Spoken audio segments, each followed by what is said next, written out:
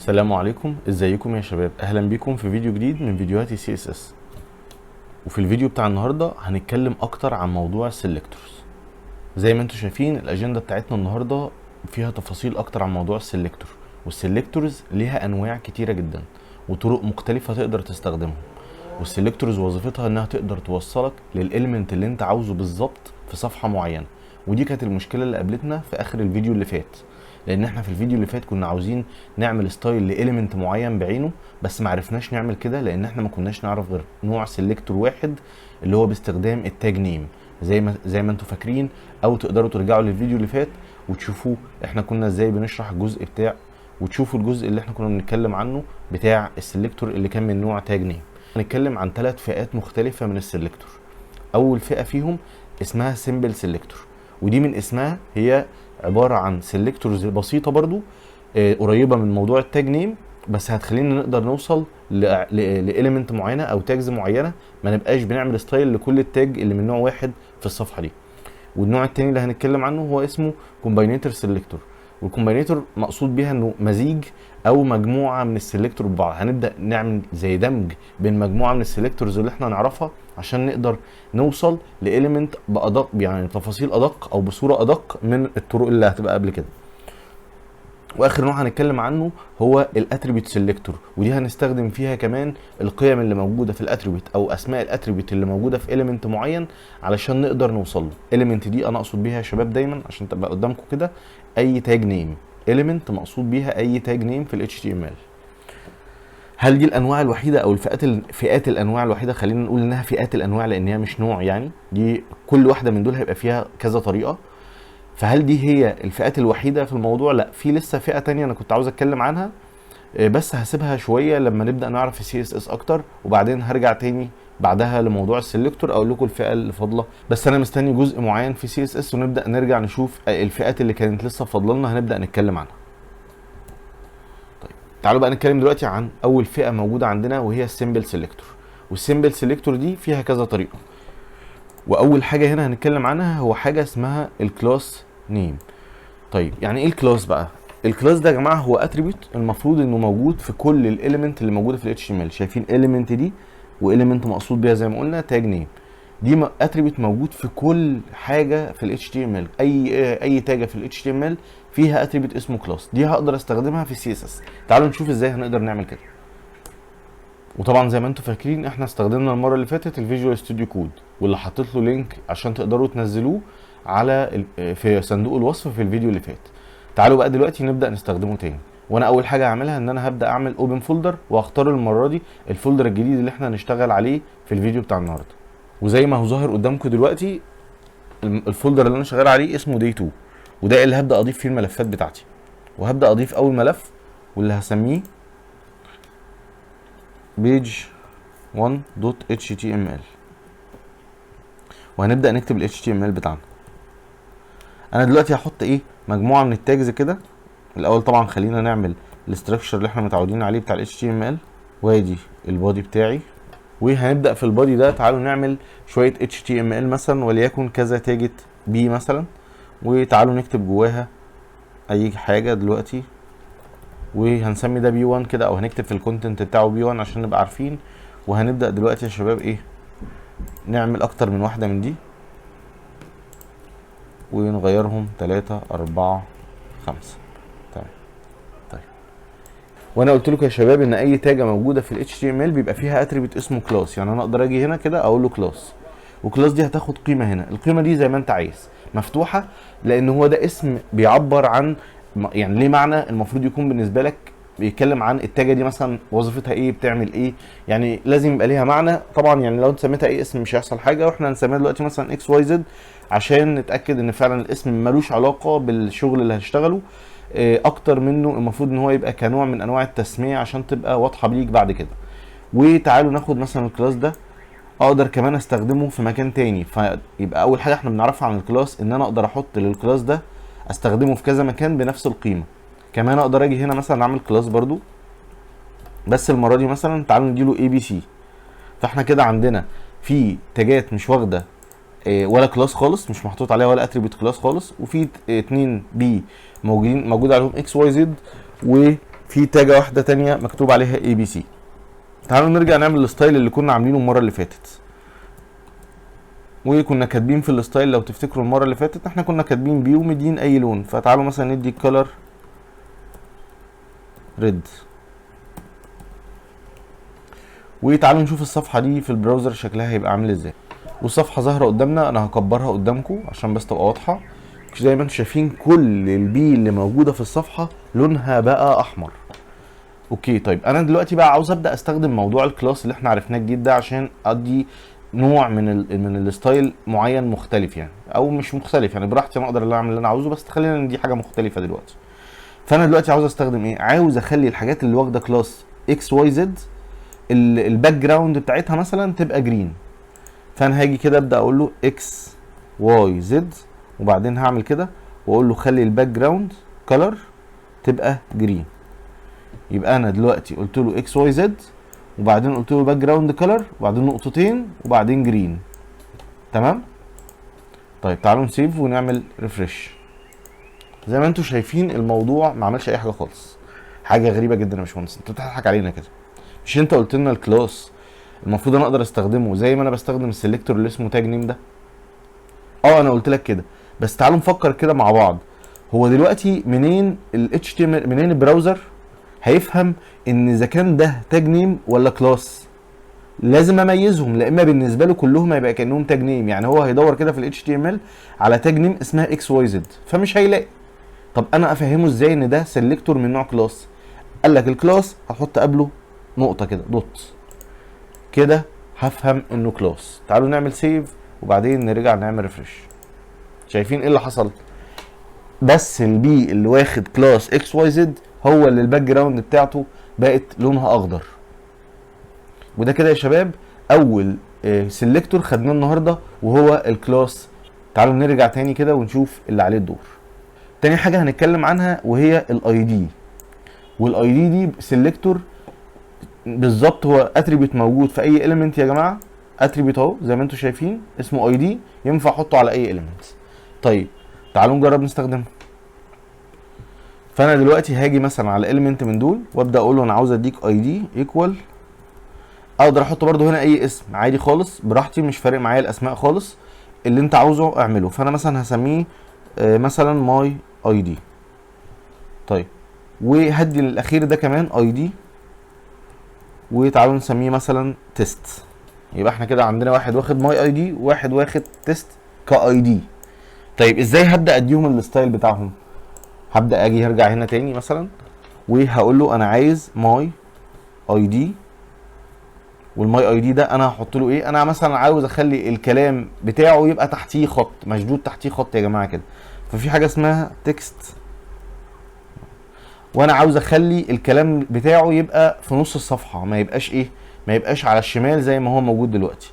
وده هنعمله من خلال بروبرتي اسمها تكست داش الاين، ودي فيها كذا قيمه، واللي احنا عاوزينها تبقى في النص دلوقتي. فهنقول له ايه؟ اول واحده اللي هي سنتر.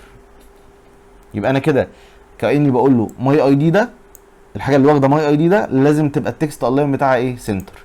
طيب نفس السؤال اللي حصل او نفس المشكله اللي حصلت معانا من شويه، هو البراوزر هيعرف منين ان ماي اي دي ده اصلا اي دي؟ هو عشان اسمه ماي اي دي يعني هيبقى اي دي؟ ما هو ينفع يبقى اي اسم. فقال لك الاي دي بقى هنخليه مختلف عن الكلاس، هتحط قبله العلامه دي اللي هي اسمها هاش. شايفين العلامه دي كده؟ دي هتميز للبراوزر ان ده معناه ان ده سيلكتور من نوع اي دي. تعالوا نعمل سيف وهبدا اعمل ريفرش. شايفين يا شباب؟ الوحيد اللي في الصفحه اللي جه في النص هو رقم 4، ورقم 4 ده اللي هو كان واخد ايه؟ ماي اي دي. طب ما تيجوا نخلي مثلا تيست ده نخليه على اليمين، نفس الكلام. هاجي برضه اقول له هاش بقى على طول كده، وبعدين اقول له تيست، واقول له عاوز التكست داش اللاين بتاعك يبقى رايت. تعالوا نشوف دي هتعمل ايه. تمام، 5 جه في اليمين. طيب انت كده يا باشمهندس حيرتنا، هو ليه في كلاس وفي اي دي؟ ما انا استخدم الاثنين نفس الاستخدام. لا، الكلاس والاي دي يا شباب في بينهم فروق كبيره جدا. واول فرق بينهم ان الكلاس تقدر تستخدمه في الصفحه بتاعتك اكتر من مره بنفس الاسم. يعني زي ما انتم شايفين انا مسمي 2 او مدي ل2 كلاس اسمه اكس واي زد، دي ما فيهاش اي مشكله خالص. اما الاي دي يا شباب لازم يكون يونيك في نفس الصفحه، ويونيك مقصود بيها ايه؟ ما ينفعش يتكرر. يبقى الاي دي كمعنى معناه انه ايه؟ ايدنتيفاير، يعني حاجه بتعرف الاليمنت ده، ودي حاجه ما ينفعش اكررها، ما ينفعش استخدم نفس الاي دي ده في اكتر من مره في نفس الصفحه، بس ينفع استخدمه في صفحه ثانيه، بس برضو ايه؟ مره واحده. وده الفرق الاساسي بينهم. هل بس هو ده الفرق؟ لا، انا هوريك دلوقتي فرق يعتبر هو الحاجه فعلا اللي هتحسسك قد ايه هم فعلا مختلفين على بعض. انا دلوقتي قبل ما ابدا اعمل الحاجه اللي انا عاوز اعملها لازم اوضح لك برضو معلومه مهمه. ايه هي المعلومه يا شباب؟ ان الاي دي ينفع يجي معاه عادي كلاس، يعني انا ينفع ادي الاليمنت اي دي وكلاس، انا حر. فانا هدي للاليمنت ده كلاس، وهدي له كلاس من اللي موجودين اللي هو اكس واي زد. يبقى انا كده بقى عندي اليمنت رقم 4 ده واخد ايه يا شباب؟ واخد اكس، واخد كلاس اكس واي زد، وفي نفس الوقت معاه الاي دي اللي اسمه ماي اي دي. طب ده الستايل بتاعه يطلع ايه؟ يطلع مجموع الاثنين على بعض. يبقى المفروض اللي انا متوقعه ان يطلع التكست الاين بتاعه سنتر، وكمان يطلع الباك جراوند كلر بتاعه جرين. طب تعالوا نعمل ريفرش. شايفين بقى دلوقتي يا شباب رقم 4 ده جه في النص، وكمان الباك جراوند بتاعته بقت اخضر. يبقى لما خدنا الكلاس والاي دي خدت مجموع الستايل بتاع الاثنين على بعض. طيب انا بقى دلوقتي هعمل الحاجه اللي فعلا هيتبين لك الفرق بين الكلاس والاي دي. لو انا جيت هنا دلوقتي في ماي اي دي ده واديته باك جراوند كلر وخليتها مثلا يلو، يبقى انا دلوقتي بقى عندي ايه؟ بقى عندي اللي واخد اكس واي زد وماي اي دي اللي هم المفروض الاثنين دول على بعض. لما اجمعهم على بعض هتحصل مشكله. ايه المشكله؟ ان هيبقى فيه 2 باك جراوند كلر، واحد جرين وواحد يلو. طب يا ترى هيطلع هو ايه؟ يعني مثلا هل هو هيلون الاخضر على الاصفر فيطلع لي لون في النص مثلا برتقاني مثلا، ولا هيطلع لون ايه؟ طب تعالوا نطلع كده نشوف في البراوزر ايه اللي هيحصل. انا عملت ريفرش، ايه ده؟ ده خد اللون الاصفر. طب ليه خد الاصفر؟ اللي هيوضح لك ده بقى الانسبكتور بتاع جوجل كروم. يعني لو انا جيت دلوقتي هنا وقفت وقلت له كليك يمين وانسبكت، فاكرينها عملناها في كورس ال HTML قبل كده. لو جينا نبص هنا شويه على اليمين، انا واقف على رقم 4، خلي بالك انا واقف على رقم 4 اهو، ومعلم عليه فوق هنا. بص لما بقف تحت بيعلم عليه فوق. بص بقى على اليمين ايه اللي حاصل. هو كاتب كل الحاجات اللي الستايل بتاعها المفروض يتطبق على الحاجه اللي انا واقف عليها دي.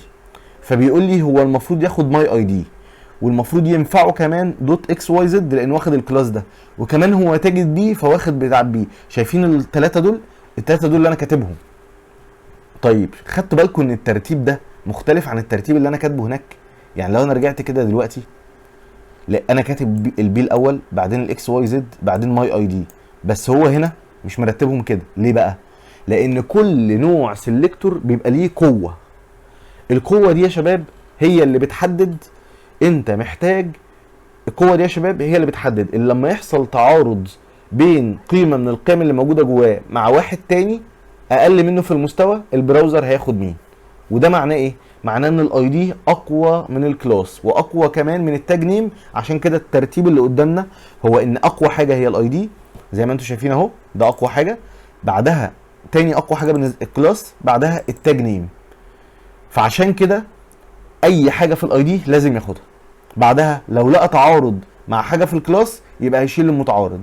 بعدها في التاج نيم كان في تعارض، لا ده مفيش اصلا، الكلر ده مش موجود في حاجه قبل كده، ده اول مره يجي في التاج نيم. والتاج نيم دي تنفع البي دي؟ تنفع. يبقى انا لازم اخد الايه؟ الثلاثه على بعض. اتمنى تكون الجزئيه دي واضحه. وخلي بالكم التوبيك ده اسمه سبيسيفيسيتي، واحنا هنتكلم عنه في الاخر، وهنعرف ازاي نحسب السبيسيفيسيتي بتاعت اي سيلكتور. لان التوبيك الموضوع ده يا جماعه من الحاجات المهمه جدا، واللي بتفرق مين فاهم سي اس اس عن مين مش فاهم سي اس اس، لانها من الاساسيات المهمه جدا واللي هنخصص لها ان شاء الله فيديو لوحده. اهم حاجه بالنسبه لي دلوقتي تبقى انت فاهم ان الاي دي كسلكتور اقوى من الكلاس نيم، وبعدين بعدهم بيجي التاج نيم، ودول الثلاثه اللي احنا خدناهم لغايه دلوقتي. يبقى لا الترتيب بتوع دول هنا هو اللي فارق، ولا حتى ترتيب كتابه التاجز هنا بيفرق في حاجه. اللي فرق يا شباب هو مين؟ قوه السلكتور اللي انا مستخدمه. قوه السلكتور اللي انا مستخدمه، واقواهم هو الاي دي. تعالوا نتكلم عن بقيه السلكتورز اللي موجودين. يعني هي حاجات هتبقى سهله بالنسبه لكم لان احنا شفناها قبل كده. اول حاجه موضوع الستار ده. الستار ده ايه يا شباب؟ ده سلكتور بينفع اول اليمنت. يعني ايه؟ يعني تطلع بي، تطلع ديف، تطلع زي ما تطلع، هتاخد الستايل اللي انت هتكتبه على الستار. والستار دي جميل قوي، استخدمها في ايه بقى؟ لو انا عاوز اعمل ديفولت ستايل لحاجات كتيره جدا لكل السايت قصدي مع بعضه. يعني مثلا عاوز اخلي مثلا الفونت فاميلي. الفونت فاميلي دي يا شباب مقصود بيها ايه؟ اسم الخط اللي انا مستخدمه عاوز احط له ديفولت، فهاجي اقول له ستار خلي الفونت فاميلي بتاعت اي خط في السايت يبقى اسمه كذا. تمام؟ او لو عاوز اثبت السايز مثلا، بس طبعا دي كيس بتبقى صعبه، عاوز اثبت اللون مثلا، عاوز اثبت اي بروبرتي، فانا هكتبها على السلكتور ده. ليه؟ لانها هتدي القيمه اللي موجوده دي لكل التاجز اللي موجوده في السايت او في الصفحه، يعني بغض النظر عن اسمها. طيب بعد كده التاج نيم، ودي جربناها يا شباب قبل كده واتكلمنا عنها فمش محتاجين نتكلم عنها تاني. بعد كده في حاجه اسمها جروبنج. جروبنج دي يعني ايه؟ اكتر من تاج في نفس الوقت، هديهم نفس الستايل بس هم انواعهم مختلفه. خلي بالكم مش لازم يكونوا اكتر من تاج بقى خلاص، ممكن يكون كلاس مع اي دي مع مش عارف مع تاج نيم. بس الجروبنج هنا بقى ده معناه ايه؟ اللي هو الكوما. علامه الكوما دي مهمه جدا عشان تبقى بتعمل جروبنج. معناها انك بتقول له ان انا عاوز اي ديف او اي بي هياخدوا الستايل ده. تمام؟ تعالوا نجرب السلكتورز اللي احنا ما جربناهمش من دول قبل كده. طيب تعالوا نزود هنا مثلا كام ديف ونزود المحتوى بتاعهم. تمام؟ وبعد ما زودنا الديف دي يا جماعه، كام ديف دول في الصفحات؟ لو جينا رجعنا تاني للبراوزر هنلاقي ان احنا عندنا ايه؟ عندنا كام ديف لونهم اسود وبقيه الكلام كله لونه احمر. فانا هغير في الستايل اللي كنا عاملينه، بدل ما اكتب البي دي هخليها ستار. وده كده معناه ايه؟ ان اي تاجه في الصفحه هيبقى لونها احمر. وفعلا ده اللي حصل، بقى الديف والبي كمان لونهم احمر. دلوقتي بقى لو انا عاوز مثلا ان في الحاجه اللي واخده اي دي تيست دي لونها ما يبقاش احمر، لون الكلام بتاعي يبقى لون مختلف، اعمل ايه؟ فانا هبدا دلوقتي اجي اقول له هنا كلر، ومثلا هديله ايه؟ بلو مثلا. ودي يا شباب كده الاي دي احنا زي ما قلنا هو اعلى حاجه، برضه هو اعلى من الستار، فساعتها هيحصل تعارض بين ده وبين ده في الحاله بتاعت ايه؟ بتاعت الكلر. فساعتها مين اللي هيكسب؟ الاي دي. يبقى ده معناه ان الحاجه اللي واخده اي دي تيست دي لونها بس هيبقى ازرق. تعالوا نتفرج كده. شايفين؟ دي الوحيده اللي لونها ازرق. ليه؟ لانها الاي دي بتاعها واخد لون ازرق. فلو رجعنا كده وبصينا على الاي دي هنلاقي فعلا ان الاي دي هنا ظاهر قدامنا كلر، ومع انها واخده بتاعت الستار بس مشطوب عليها لان التيست الاي دي تيست ده هو اللي اتطبق الكلر بتاعه. خلي بالكم دي من الحاجات المهمه، وانا عاوزكم يا شباب تجربوا اللعبه دي كتير، تلعبوا اللعبه دي كتير، تحطوا حاجات متعارضه وتخمن ايه اللي هيحصل. وزي ما قلت لكم انا هعمل محاضره مخصوص للموضوع ده، بس هتبقى حاجه متقدمه وهتبقى اكبر بكتير من اللي احنا بنعمله دلوقتي. تعالوا بقى كمان نجرب موضوع الجروبنج. فمثلا انا عاوز كل الحاجات اللي واخده مثلا كلاس اكس واي زد واي دي تيست ومن نوع ديف الكلام بتاعهم يبقى تحتيه خط. اعملها ازاي دي؟ انا المفروض كنت اعمل ايه؟ كنت المفروض اقول له دوت مثلا اكس واي زد، صح؟ او اطلع فوق في الاكس واي زد على طول، اقوم ايه هنا كاتب ان انا عاوز الحاجه، اكتب البروبرتي اللي هتخلي الكلام تحتيه خط، وكمان اروح في كمان في التيست ده احط الحاجه اللي هيبقى تحتها خط، وكمان اقوم رايح كمان في اعمل واحده للديف واحط نفس الكلام او البروبرتي اللي المفروض تخلي الكلام ده يبقى تحته خط. بدل ما تعمل كده، ما دام اللي هم مشتركين كلهم في القيمه دي او في البروبرتي دي، تعالى نعمل ايه؟ تعالى نقول له دوت اكس واي زد، بعدين اقول له ايه؟ كوما، وكمان الحاجه اللي واخده تيست، وكمان كوما الديف، وبعدين اعمل ايه؟ افتح الاقواس بتاعتي واجي هنا يا شباب اقول له انا عاوز اعمل ايه؟ عاوز اخلي تكست داش ديكوريشن يبقى اندر لاين. انا طبعا عارف انكم ما تعرفوش تكست ديكوريشن واحنا لسه اول مره نستخدمها، بس خلينا نمشي كده واحده واحده مع بعض. هنبدا نعرف البروبرتيز المختلفه، وكمان بعد ما نخلص الجزء بتاع السلكتورز هيبقى عندنا كمان فيديوز تانية هنتكلم فيها على البروبرتيز المختلفه اللي موجوده. بس طبعا لو انت تقدر تدور دلوقتي وتتفرج على بروبرتيز كتيره ده هيفيدك في انك تقدر تتعلم السي اس اس بسرعه. تعالوا نشوف دلوقتي النتيجه. مين بقى اللي تحتيه خط دلوقتي؟ ده دي واحد، وده كمان، وده كمان، وده، ودول. طيب ليه بقى؟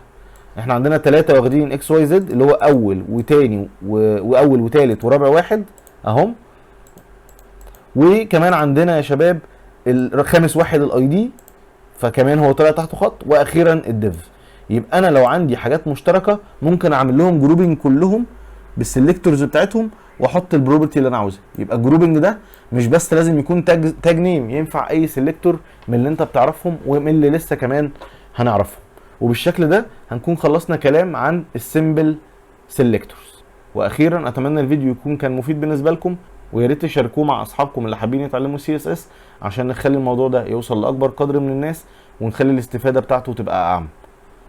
مستنيكم في الفيديو اللي جاي، واللي هنتكلم فيه عن فئه مختلفه من فئات السلكتور اللي احنا اتكلمنا عنها في بدايه الفيديو، وهو الكومباينيتر سلكتور، وهنبدا نعرف تفاصيل اكتر عنه. سلام عليكم.